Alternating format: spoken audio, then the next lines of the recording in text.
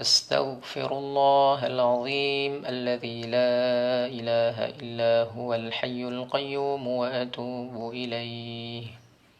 أستغفر الله العظيم الذي لا إله إلا هو الحي القيوم وأتوب إليه.